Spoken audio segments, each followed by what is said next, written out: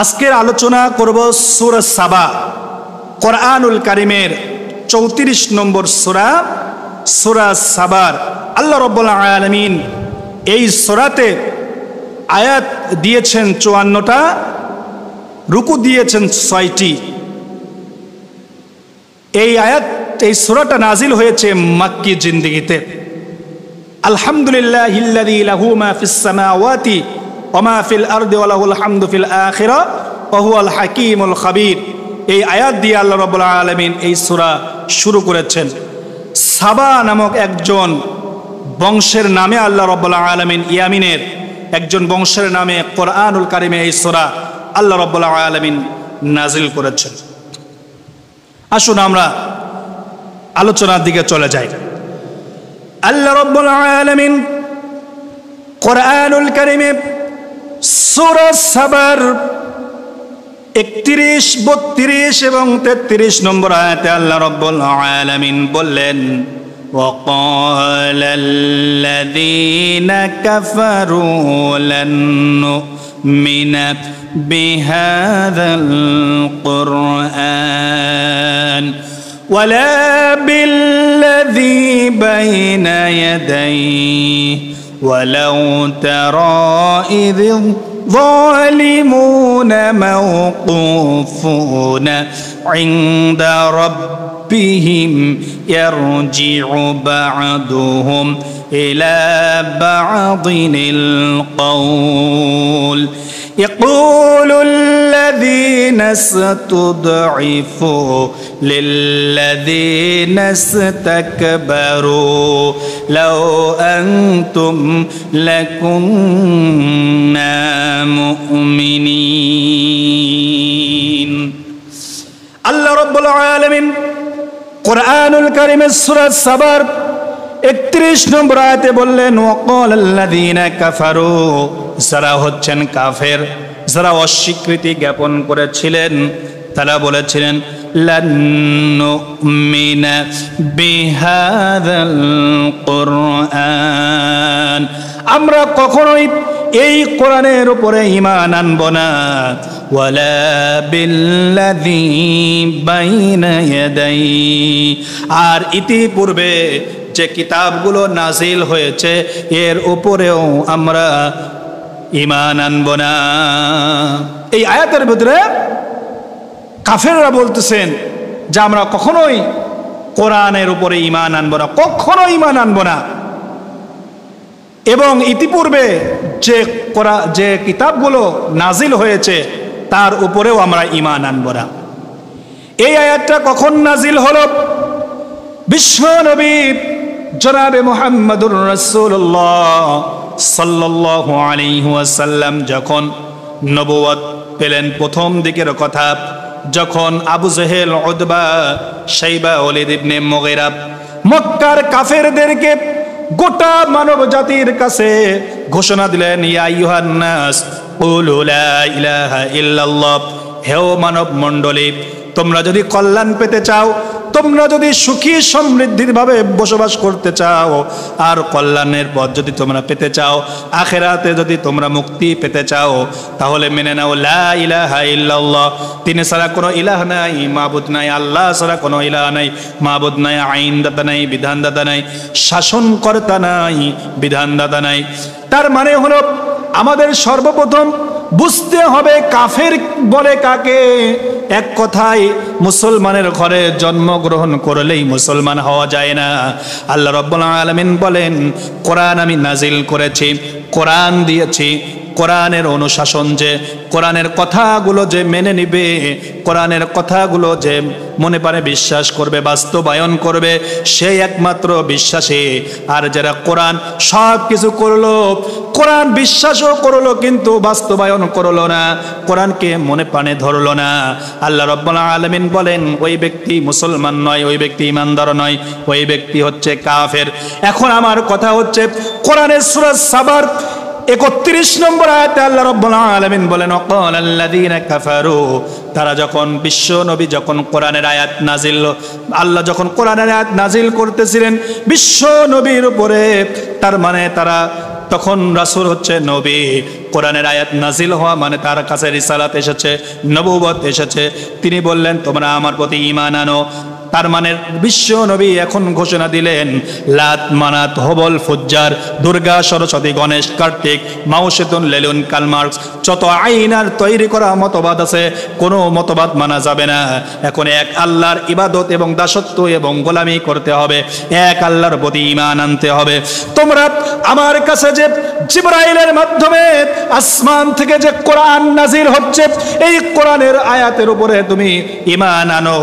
তারা যখন এই কথা বিশ্ব নবী যখন এই কথা বলল, তার মানে এখন এই জাহিলিয়াতের কোনো আইন মানা যাবে না, এখন এক আল্লাহর আইন মানতে হবে, কোরআনের শাসন মানতে হবে, আল্লাহ যে নির্দেশ দিচ্ছেন সেটা মেনে নিতে হবে।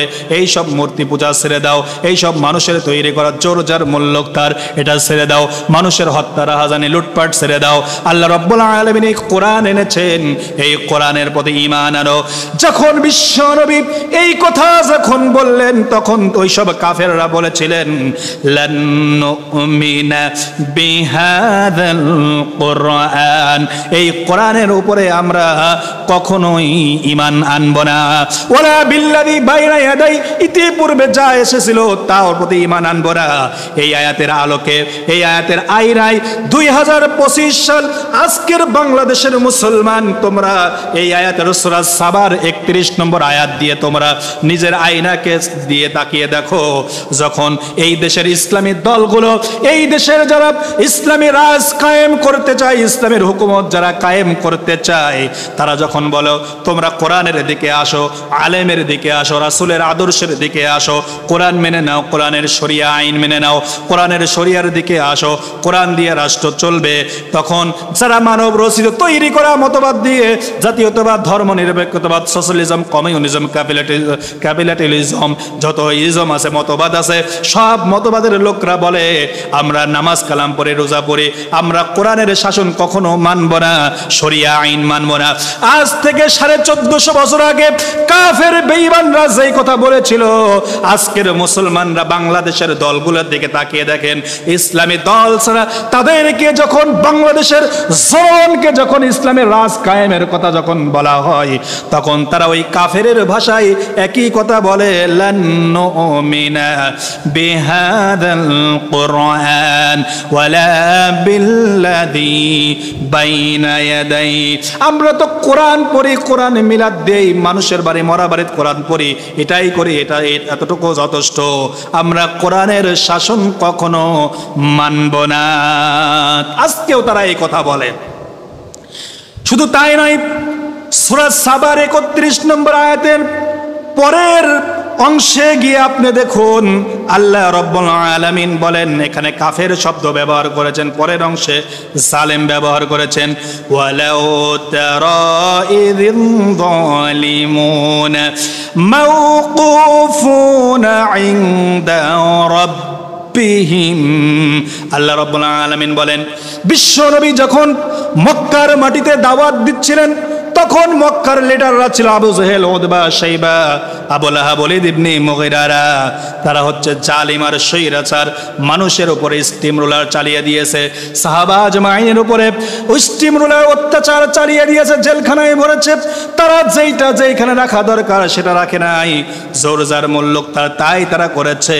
আল্লাহ রাব্বুল আলামিন বলেন আজকেও 2025 সাল এই আয়াতের দিকে তাকিয়ে আপনি দেখুন, বাংলাদেশ সহকারে তামাম পৃথিবীর দিকে তাকিয়ে দেখুন, যারা জালেম, যারা স্বৈরাচার, তাদের সম্পর্কে আমার আল্লাহ বলেন যারা কোরআনের শাসন চায় না, কোরআনের আইন যারা চায় না, কোরআনের রচিত বিধান যারা চায় না, পার্লামেন্টে যারা চায় না, কোরআনের শাসন যারা চায় না, যারা স্বৈরাচার হবে, মানুষদেরকে যারা আটকিয়ে রাখবে, মাওকুফুনা ইনদা রাব্বিহিম।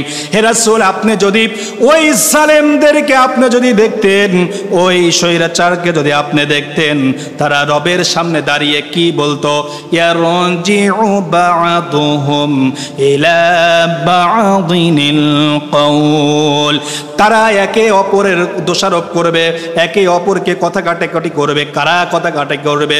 আল্লাহ রাব্বুল আলামিন বলেন, ইয়াকুলুল লাযীনা ইসতুদঈফু লিল্লাযীনা ইসতাকবারু, যাদেরকে দুর্বল করে রাখা হতো, লিল্লাযীনা ইসতাকবারু, যারা ক্ষমতাদর্পী ছিল, যারা অহংকারী ছিল, তার মানে ক্ষমতাদর্পী হয় যারা সরকার গঠন করে, দেশ প্রধান হয়, প্রধানমন্ত্রী হয়, প্রেসিডেন্ট হয়, সভাপতি হয়, নেতা হয়, নেতৃবর্গীয় হয়, অর্থাৎ নেতার অধীনে কর্মী থাকে, সরকারের অধীনে জনগণ থাকে। এই জনগণকে যারা দুর্বল করে রেখেছিল ওই সময়, আজ থেকে 1450 বছর আগে যেসব নেতা ছিল তাদের কর্মীদেরকে যারা দুর্বল করে রাখা হয়েছিল, তারা একে অপরকে দোষারোপ করবে।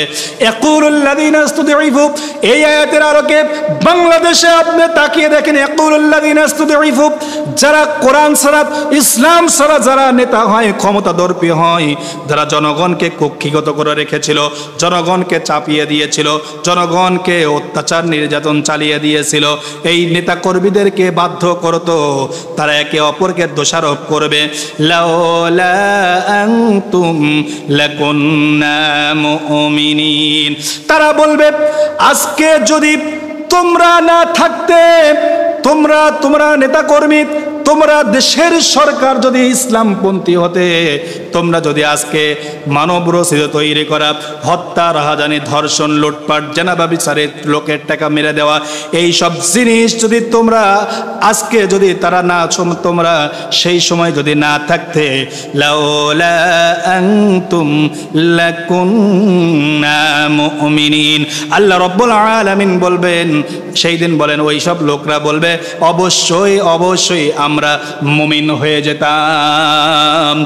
আমার কথা হচ্ছে কিয়ামতের দিন এই সব আফসোস করে, হাজারো আফসোস করে কোনো লাভ হবে না। আসুন ভাই, সূরা সাবার এই আয়াতের আলোচনা থেকে আমরা শিক্ষা নেই। আল্লাহ রাব্বুল আলামিন বলেন সেই দিন আফসোস করবে ওই সব ক্ষমতাধর্মী লোকরা এবং নেতাকর্মীরা যারা ইসলামের পথে থাকতো না, যারা কোরআনের পথে থাকতো না। এই আয়াতের আলোকে এই বাংলার জমিনে যেন ইসলামী রাজ কায়েম হয়ে যায়, আগামীর পার্লামেন্ট যেন কোরআনের পার্লামেন্ট হয়, আগামীর দেশ যেন কোরআনের দেশ হয়, আগামীর দেশ যেন ইসলামের দেশ হয়, এই সিদ্ধান্ত বাংলাদেশের 18 কোটি জনতা যেন এই সিদ্ধান্ত নেয়, এটাই হোক মুসলমানদের কামনা। কথা ঠিক কিনা? আল্লাহ রাব্বুল আলামিন সূরা সাবার 32 নম্বর আয়াতে আল্লাহ রাব্বুল আলামিন বলেন তারা আবার কি উত্তর দেবে?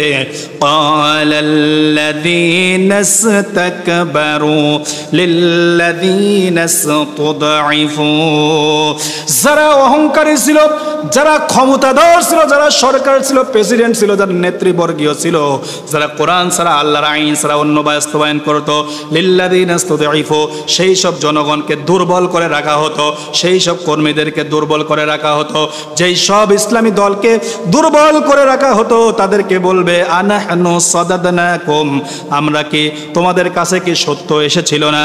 আনিল হুদা, তোমাদের কাছে কি হিদায়াত এসেছিল না?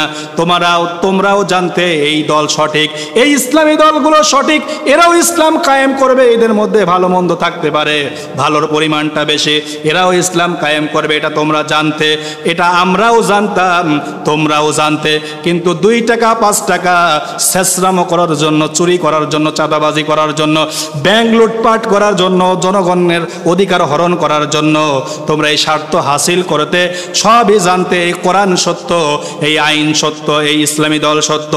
বাল বা'দা ইদ জাআকুম, তোমাদের কাছে সত্য এসেছিল, তোমাদের কাছে তোমরাও জানতে সত্য এসেছিল।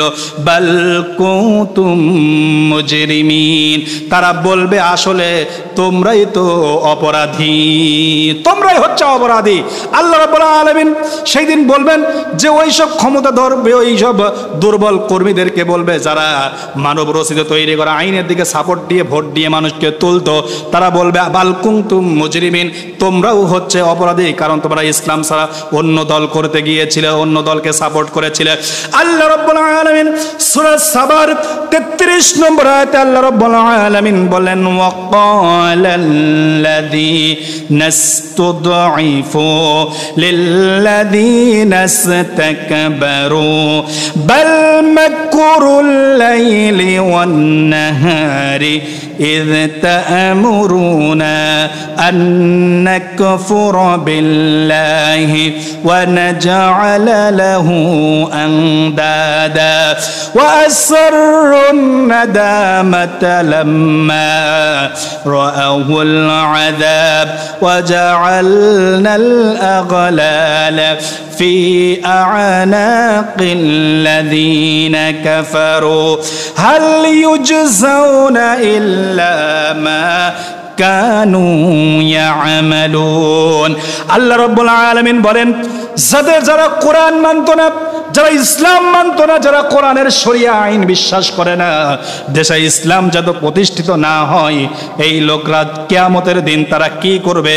ওয়াকাল আল্লাযীনা ইসতুদঈফু, ওই দেশের জনগণ যারা ইসলাম ছাড়া অন্য লোকদেরকে সাপোর্ট দিয়েছিল, অন্য লোকদেরকে ভোট দিয়েছিল, অন্য শয়তানি তৈরি করা মতবাদ, সাদাবাজি, লুটপাট, ধর্ষণ করার জন্য যারা এই সব আইন কানুন দেওয়ার সুপথ গমন করে দিয়েছিল, এই সব পথে যেন চলতে পারে, এই সব পথে যেন শয়তানি কুকর্ম, শয়তানি কাজকর্ম যেন করতে পারে, এই কাজ তারা যারা যেই সব জনগণ দিয়ে সাপোর্ট দিয়েছিল, আলেমদেরকে কিভাবে হত্যা করা যায়, আলেমদেরকে কিভাবে ফাঁসি দেওয়া যায়, কোরআনকে কিভাবে কোণঠাসা করে রাখা হয়, ইসলামকে কিভাবে নিয়ে আসা থেকে দূরে রাখা যায়, এই সব কাজ যারা করতো, ওয়াকাল আল্লাযীনা ইসতুদঈফু, ওই সব দুর্বল, ওই সব কর্মীরা, জনগণরা সেই দিন দুর্বল লোকরা বলবে লিল্লাযীনা ইসতাকবারু, ওই সব ক্ষমতাদর্পী লোকদেরকে, ওই সব দলের নেতাদেরকে, ওই সব নেতাদেরকে, ওই সব সরকার প্রধানদেরকে বলবে বাল মাকরুল লাইলি ওয়ান নাহার, বরং তোমরা দিনে এবং রাত্রে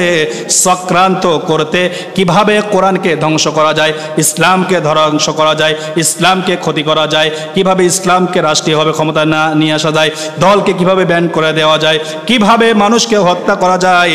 বাল মাকরুল লাইলি ওয়ান নাহার, তোমরা রাতে দিনে এই চক্রান্তে পরিণত হতে। ইদ তা'মুরুনা, আর যখন তোমরা আমাদেরকে আদেশ করতে আন নাকফুরা বিল্লাহি, আমরা যেন কুফরি করি, ওয়া নাজআলা লাহু আনদাদা, আর আল্লাহর সমকক্ষ বানাই, আল্লাহর সাথে শিরক স্থাপন করে। তার মানে হচ্ছে সমস্ত ক্ষমতার জনগণ, সমস্ত ক্ষমতার উৎস জনগণ, এইটা বলে তোমরা মানুষদেরকে বলাতে অমুক লোকের আদর্শ, অমুক নেতার আদর্শ, অমুক নেতা আমার আদর্শ, এই কথা বলতে, আর মরে মরে মূর্তি বানাতে, গান বাজনা ডিজে গান বাজিয়ে মানুষদেরকে আল্লাহর পথে থেকে তোমরা দূরে রাখতে, কুফরি করতে। তোমরা আমাদেরকে মানুষের কাছে বলতে ওর থেকে চাঁদা নিয়ে আসো, ওকে ধর্ষণ করো, ওর বাড়িকে আগুন ধরিয়ে দাও, ওর টাকা পয়সা লুটপাট করে নাও, এই কাজ তোমরা করতে, আন নাকফুরা বিল্লাহি, কুফরি কাজগুলো তোমরা আমাদেরকে আদেশ দিতে আর আল্লাহর সমকক্ষ বানাতে। এই কথা তারা বলবে কিয়ামতের দিন। আল্লাহ বলেন ওয়া আসরুন নাদামাতা লাম্মা রাআউল আযাব, আল্লাহ রাব্বুল আলামিন বলেন সেই দিন তারা ওই সব ক্ষমতাদর্পী, যারা ইসলাম ছাড়া, যারা কোরআন ছাড়া, যারা ইসলামের বাইরে ছিল, তারা এই সব পাপ কাজ থেকে তারা বলবে, তাদের এই পাপ কাজ থেকে লাম্মা রাআউল আযাব, এটা তারা গোপন রাখতে চাইবে।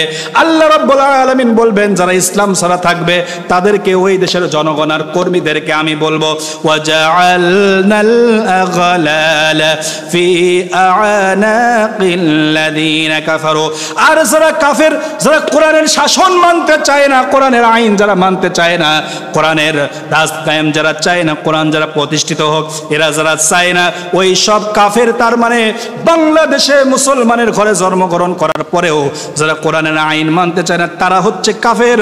তাদের কাফেরদেরকে আল্লাহ রাব্বুল আলামিন বলেন ওয়া জাআলনাল আগলালা ফি আ'নাকিল্লাযীনা কাফারু, সেই দিন আমি মানুষের গলায় রশি পেঁচিয়ে দেব, তারকে আমি এই জাহান্নামের রশি পেঁচিয়ে দেব। হাল ইউজসাউনা, এটা ছাড়া তাদের আর প্রতিদান আর কি আছে, ইল্লা মা কানু ইয়ামালুন, এটা ছাড়া আর কিছুই তারা করতো না।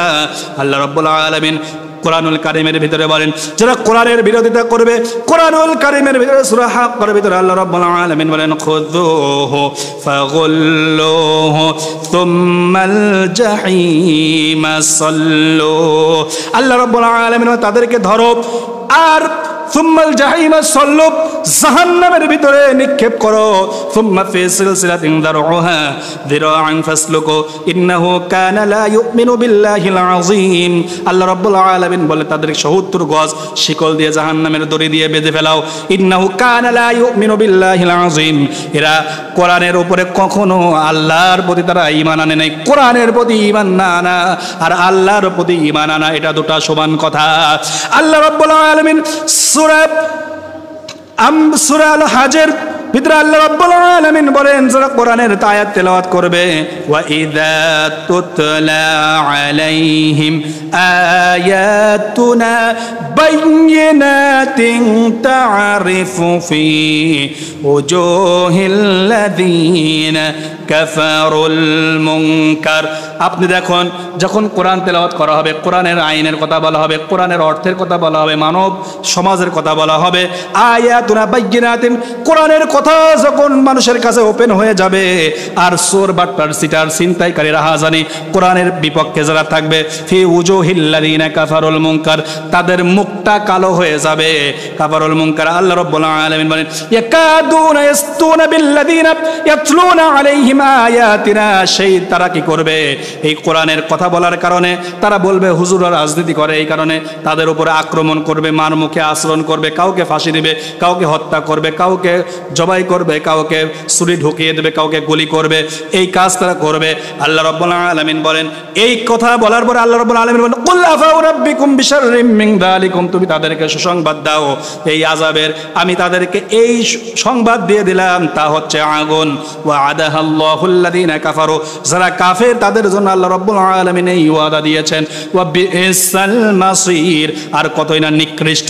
আল্লাহ রাব্বুল আলামিন এই আয়াতের বর্তমানে সূরা আল হাজের 72 নম্বর আয়াতের এই বর্তমান প্রেক্ষাপট দেখি।